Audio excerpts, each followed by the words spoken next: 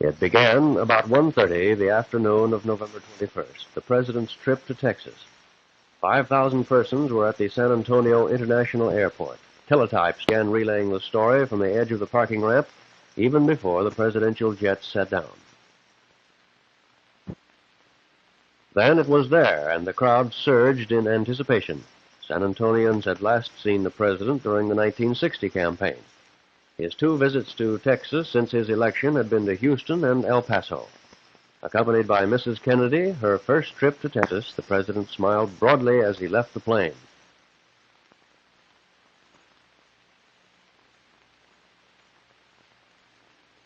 His mission was to dedicate the School of Aerospace Medicine at Brooks Air Force Base. 125,000 persons lined the route of the presidential motorcade, waiting to see the chief executive and Mrs. Kennedy. In less than 24 hours, Kennedy would be dead, Governor Connally wounded. Next stop on the scheduled 3-day tour was Houston. Flags and other souvenirs were sold to crowds at the airport. Signs welcoming the President and the First Lady were hoisted. The trip was said to be non-political. Political strategists knew it was anything but that.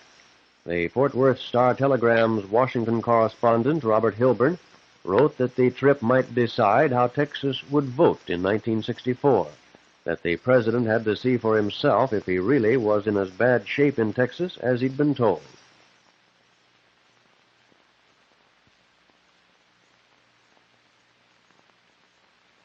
Vice President Lyndon Johnson, a Texan who would be president the next day, was to host the Kennedys at his ranch near Johnson City Friday night. In Houston, the president attended a testimonial dinner for Congressman Albert Thomas, U.S. Representative for 27 years. Mr. Kennedy's speech looked to the future. More water, more schools, more housing. A future in which this, the youngest American ever elected president, appeared destined to play an historic role.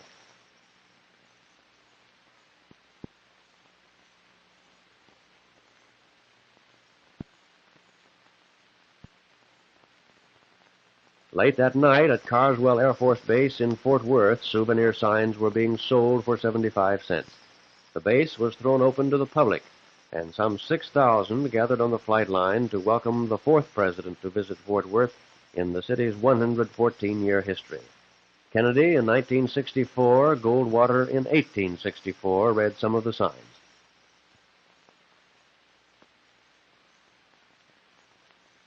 Air Force Number 1, the presidential jet, touched down at 11:07 p.m., arriving from Houston 22 minutes behind schedule. There were cheers in the night, and Fort Worth Chamber of Commerce President Raymond Buck shouted over the noise, "Welcome to Fort Worth, Mr. President." The President replied, "I'm happy to be here, happy to see all of these people."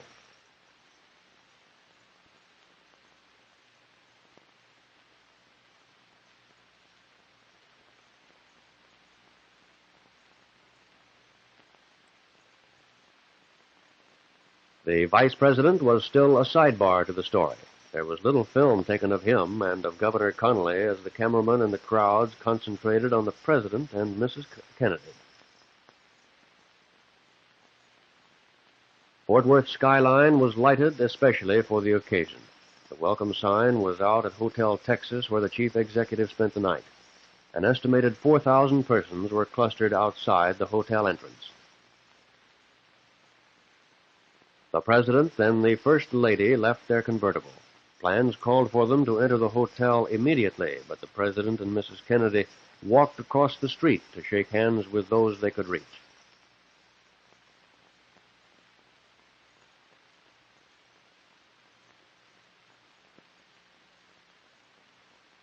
A reporter asked, "What do you think of the Texas crowds, Mr. President?" "They're wonderful, wonderful," Mr. Kennedy replied.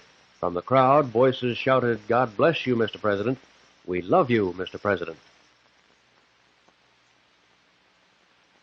"Welcome, Mr. President," read the Star-Telegram headline. Kennedy and the First Lady entered the hotel and retired for the night in Suite 850.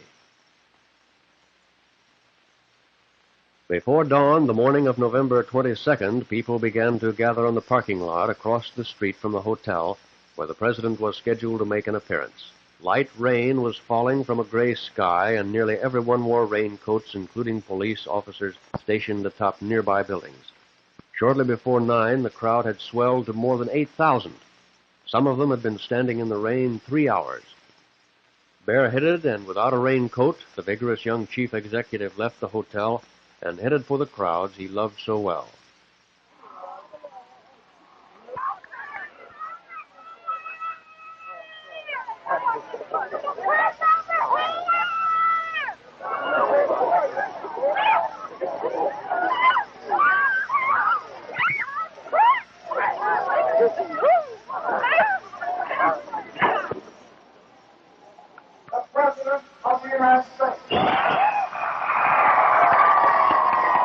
We appreciate your welcome. This city's been a great western city. Defense of the West, cattle, oil, and all the rest. Just believe in the strength of this city, strength of this state, and strength of this country. Did you come to see Jackie or the president? I came to see the president, and I said to the president, God bless you, and I met him. More than 2,000 persons were waiting for the president's appearance at a Chamber of Commerce breakfast in the hotel's grand ballroom. He was given a prolonged ovation, but it failed to match the response to Mrs. Kennedy's entrance.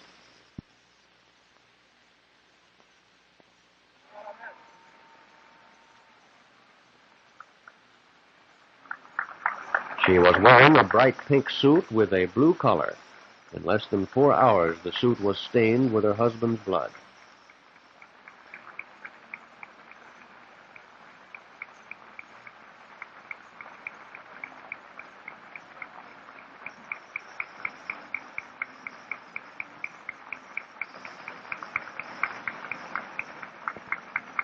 Then the president captivated the crowd with his easy charm and good humor. 2 years ago, I said that introduced myself in Paris by saying that I was the man who had accompanied Mrs. Kennedy to Paris. I'm getting somewhat that same sensation as I travel around Texas. Nobody wonders what Lyndon and I wear.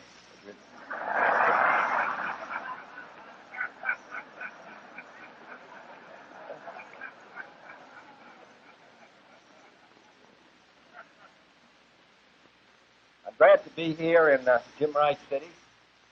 About 35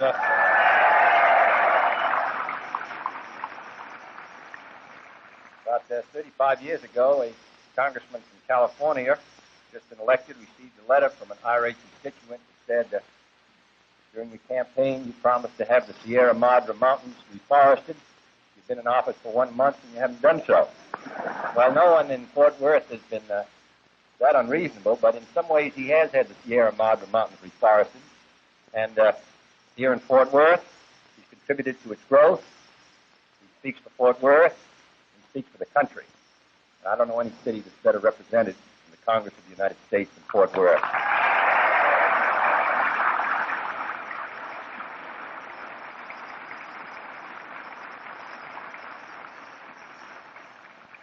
If there are any Democrats here this morning, I'm sure you won't hold that against them.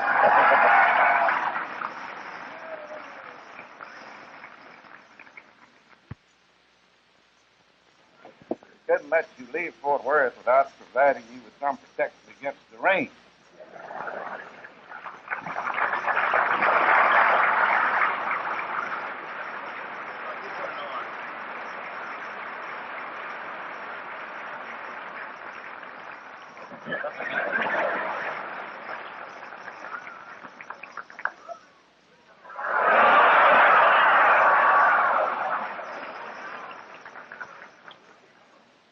I'll put it on in the White House on Monday. If you'll come up there, you ought to chance to see it there.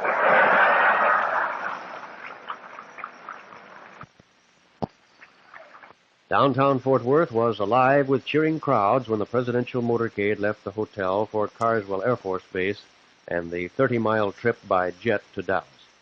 The president and Mrs. Kennedy rode in the convertible with Governor and Mrs. Conway. By this time, the sun was out, and all along their route there were cheering crowds, including hundreds of students who were dismissed from classes so they might see the president. Although they were behind schedule, the President and Mrs. Kennedy once more went into the crowd to shake hands with scores of well-wishers.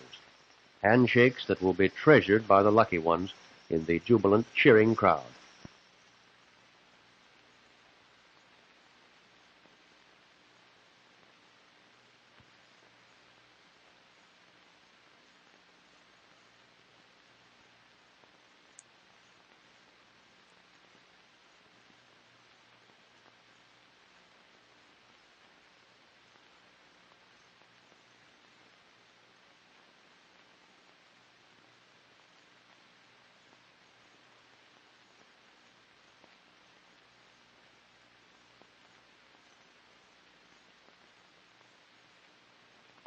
Only the day before, handbills derogatory to President Kennedy had been found scattered around Dallas. Police collected a dozen or so, but were unable to learn who distributed them. Assistant Chief of Police Charles Batchelor urged citizens to report any suspicious activity along the parade route on Friday, but when he was asked if trouble was expected, he replied, "We would not think so. There are probably groups here that are opposed to his coming and take this method of expressing themselves, but I don't think that the posters within themselves indicate any attempt to harm the president." When the Silver Jet made its last turn in landing at Love Field in Dallas, there was the promise of an excellent day ahead. The crowd was happy. The rain that had fallen earlier was gone, and the Texas sun seemed to add a little bounce to the Kennedy gait. The president was headed for a civic luncheon at the Dallas Trade Mart, but there was time for him to say hello to his admirers, and with both hands pumping, he met as many of them as he could.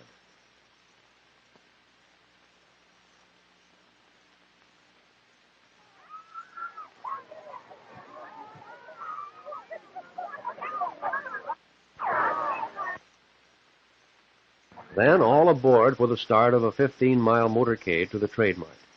President and Mrs. Kennedy and Governor and Mrs. Connally occupied the special presidential car that was flown to Texas from Washington just for the occasion. Although it is not bulletproof, even with the bubble-top canopy, it was designed for President Eisenhower and has bulletproof glass windows and other features. Reportedly due, at least in part, to the obvious friendliness of the crowds, Mr. Kennedy elected to ride in the open car. There was no estimate of the number of people who gazed on the presidential party as it passed, but it was big, probably the largest in Dallas history. The city is noted as a stronghold of conservatism. It's the home of former General Edwin Walker. It's where Adlai Stevenson and Vice President Johnson had been subjected to abuse. But on this day, evil thoughts seemed elsewhere, until the motorcade turned past the Texas School Book Depository building at Elm and Houston. It's not known for sure, but it is believed that President Kennedy has been shot. President Kennedy was in a motorcade en route to the Trade Mart, where he was to address a luncheon gathering shortly after noon today. As I say, it has not been fully confirmed, but police radios are carrying that the president has been hit. The president's party, his wife, the governor, senators, and all other political officials were en route as fast as they could get there to Parkland Hospital under heavy police siren guard, going extremely fast past the Trade Mart, past the large throngs of people awaiting to catch a glimpse of the president. It's thought that the incident occurred near the underpass section entering the Stevens Expressway just on the outskirts of downtown Dallas. This unit is presently en route to Parkland Hospital. Confirmation will come shortly. From Dallas, Bob Welch, WBAP Radio News. The president, in fact, was mortally wounded by a bullet which smashed into the back of his head. He was unconscious when he reached Parkland Hospital and never recovered. Governor Connally, who also was the assassin's target, was more fortunate. A bullet crushed one rib and damaged a lung. It emerged from the chest and hit the governor twice more in the wrist and leg. He suffered a serious loss of blood, but survived. A stunned crowd at the Trade Mart, eagerly awaiting the arrival of the president only a few minutes earlier, heard the announcement that the president was dead. They prayed.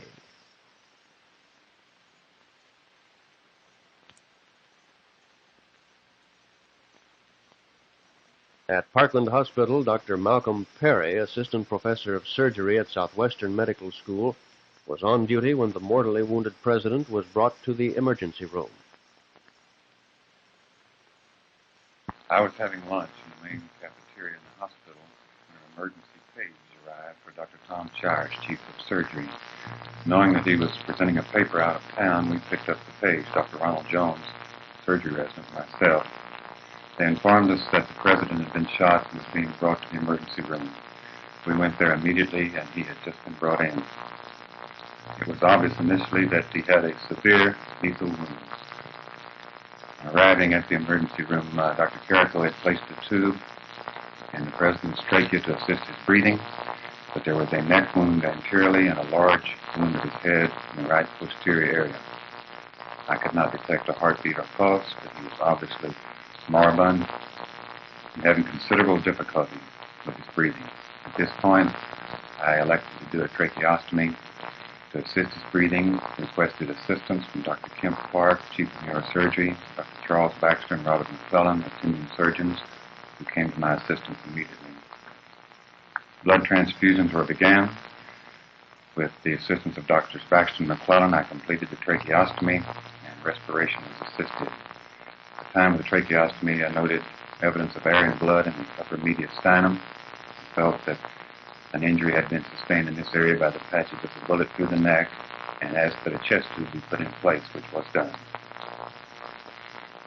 Dr. Pepper Jenkins, chief of anesthesia, by this time was assisting his respiration. Dr. Selden and Bashir from the Department of Medicine were in attendance also. We noted that, again, there was no detectable heartbeat or pulse. I instituted cardiac massage, externally applied, and Dr. Kemp Clark and I continued this massage for a time that is unknown to me. I was quite busy at that particular instant. I don't know the exact time sequence. An electrocardiograph was attached to Mr. Kennedy to monitor his heartbeat, but no detectable activity was present, and it was realized that the president had expired. The priest who administered last rites to the president, the Reverend Oscar Huber of Holy Trinity Catholic Church, gave a graphic description of the scene in the hospital's emergency room as the nation lost its president. Upon arriving at the hospital, a policeman took me to the emergency room immediately. And there the president was lying on the portable table. He was completely covered with a sheet. His wife was standing beside him. And I immediately proceeded to administer the last rites to the president. I removed the sheet so that I could anoint his head, giving him the sacrament of extreme unction. Previous to this, I had given him conditional absolution. This was followed with the apostolic blessing. The sacraments were given conditionally because we did not know whether he was living or dead. The doctor did not inform you then when you walked in as to his condition? No, they did not. There were doctors there and Secret Service men, I presume, and policemen. But no one said anything to me whether he was living or dead. Did you speak to Mrs. Kennedy at any time? I did after that. I expressed my sympathy and the sympathy of my parishioners to her. Told her I was terribly shocked at hearing this sad news. And she thanked me very graciously for coming down and taking care of the president, of his spiritual needs, and asked me to pray for him. I assured her that I would. Did she show any outward signs of emotion, or was she composed? She was very much composed. She was seemingly paralyzed, or in a shock. She spoke at times softly, rather softly, but without any emotion. She was not crying. I could not understand how she could hold up under these circumstances. Little more than 2 hours after the Kennedys left their plane at Love Field in an open car, they returned in a funeral coach. The bronze casket was loaded aboard the plane, and Judge Sarah T. Hughes was called to administer the oath to the new president. There were about 25 people in the plane. There were some congressmen, Mrs. Johnson, Mrs. Kennedy, some of the security men, some newspaper men, and the vice president stood up in front of me. His wife stood on his left, and Mrs. Kennedy had sent word in that she wanted to be present. I gave Mr. Johnson the oath of office. He swore to perform the duties of the President of the United States to the best of his ability, to uphold, defend, and preserve the Constitution of the United States, and then ended with, "So help me God." The search for the president's assassin centered around the book depository. The shots were fired from a sixth-floor window which remained open. An employee named Lee Harvey Oswald had been questioned by police in the building, but the manager told them he works here, and he was not detained.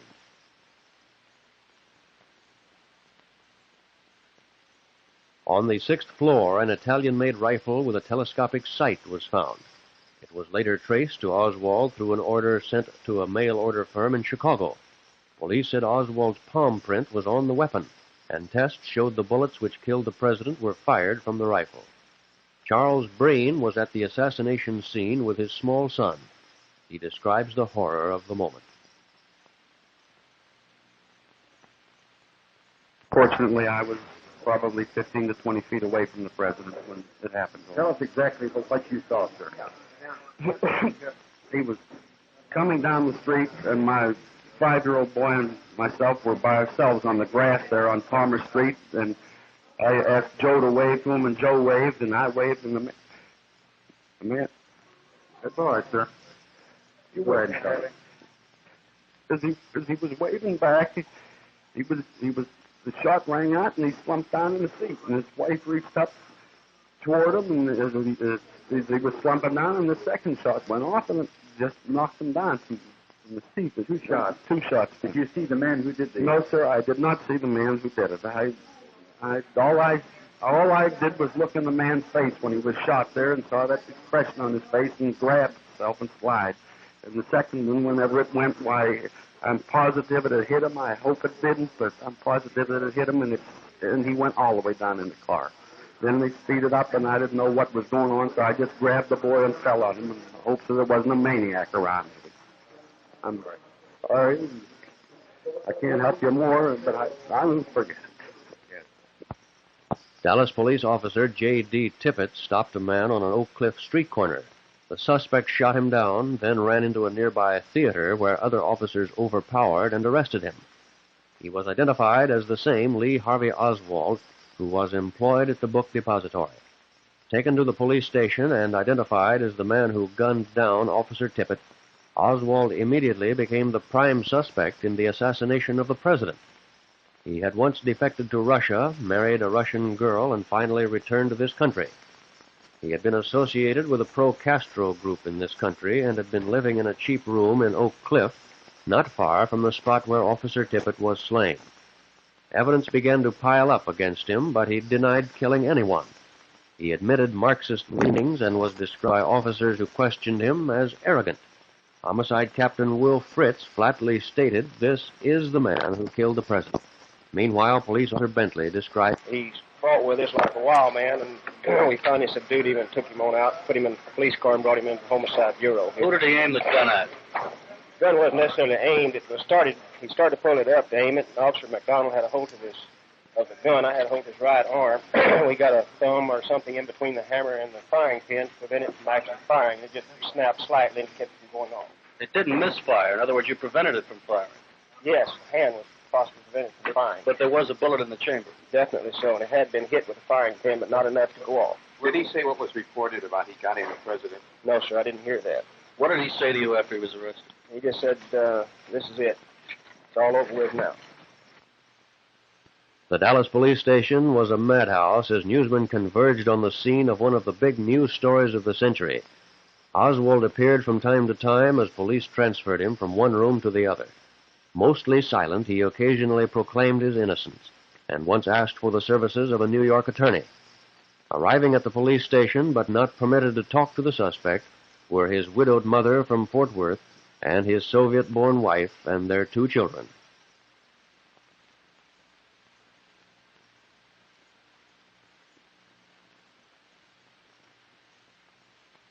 The morning of November 24th, Oswald had been charged with both the murder of the president and of Officer Tippit.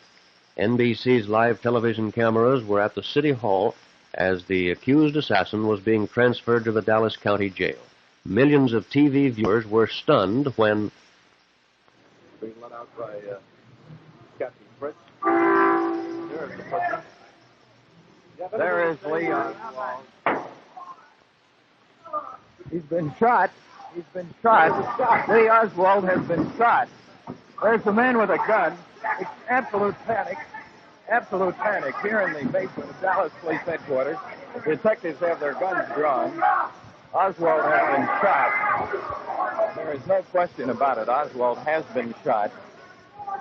Pandemonium has broken loose here in the basement of Dallas Police Headquarters.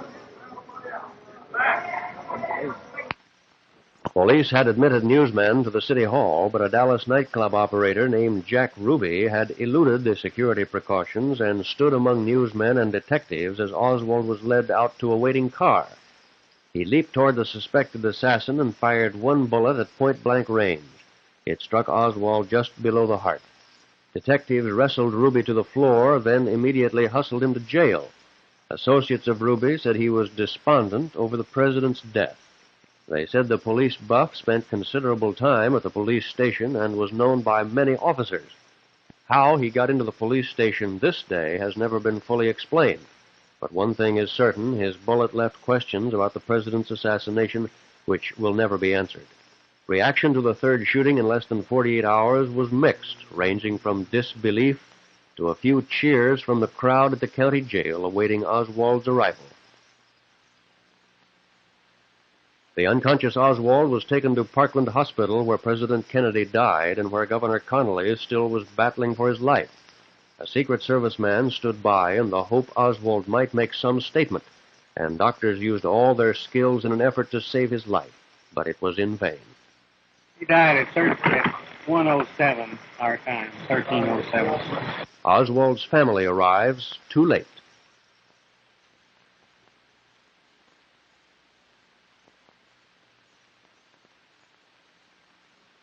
On Monday, final rites for the president were conducted in Washington, and memorial services were held across the nation. At Carswell Air Force Base, tribute was paid the dead president at the spot where he boarded the plane a short time before he died.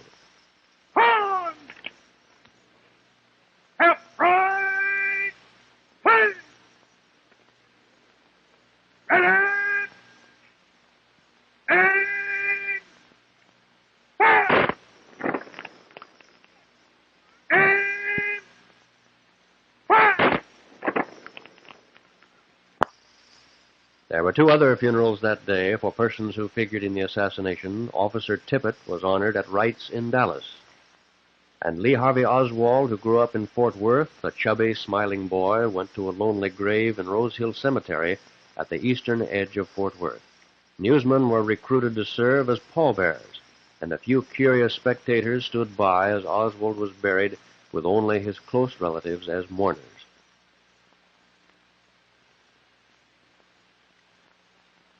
As soon as he was able, Governor Connally appeared on nationwide television to give the most lucid account so far of the tragic events of November 22nd. We had just turned the corner. We heard a shot. I turned to my left. I was sitting in the jump seat. I turned to my left to look in the back seat. The president had slumped. He had said nothing.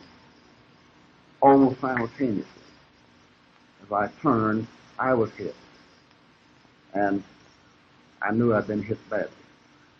And I said, I knew the president had been hit, and I said, my God, they're going to kill us all. And then there was a third shot, and the president was hit again.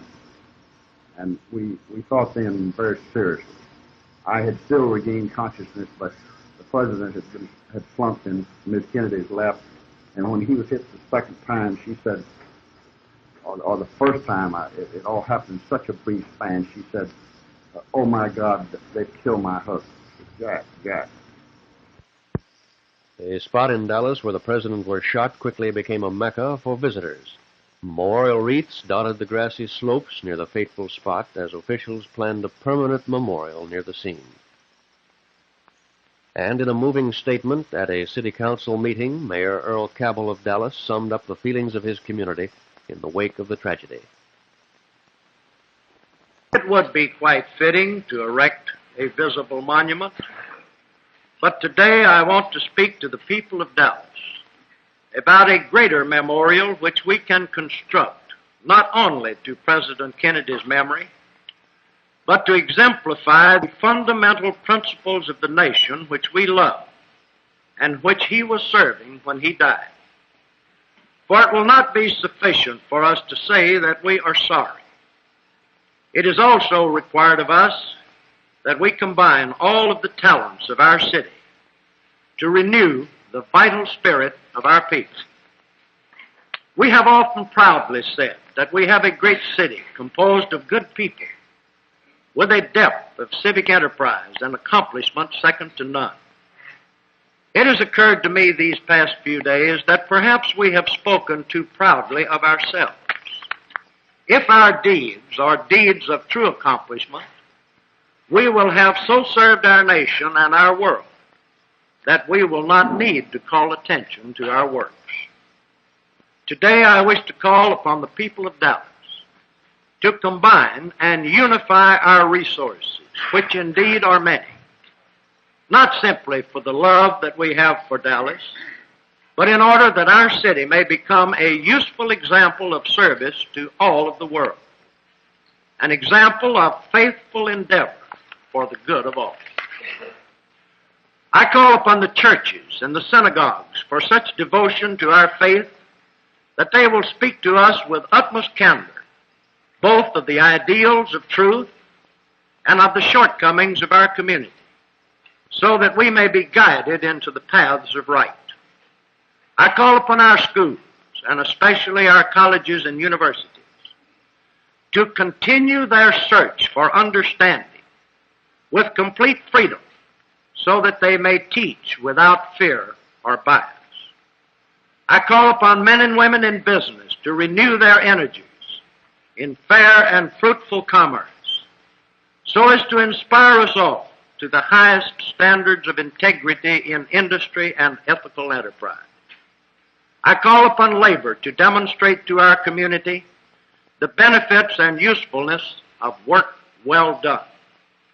I call upon newspapers and radio and television broadcasters not only to report the news with careful evaluation of its worth, but to appraise it earnestly and interpret it wisely for the common good. I call upon the business and professional men and women of the city of Dallas to renew their dedications to the ideals of American life. I call upon the parents of every child in Dallas, now and in the years to come, to inculcate in their children a dedication to law and order and a respect for duly constituted authority. I call upon all the people to bring to bear every means of strengthening our normal fiber and to make ours a community of tolerance and understanding. It is typically American for us to disagree on nearly every issue. We must exercise freely our right to voice our individual opinions, to engage in partisan causes, to vote according to diverse views. But I call upon all of our citizens to enter into controversy without hatred, disagreement without disparagement.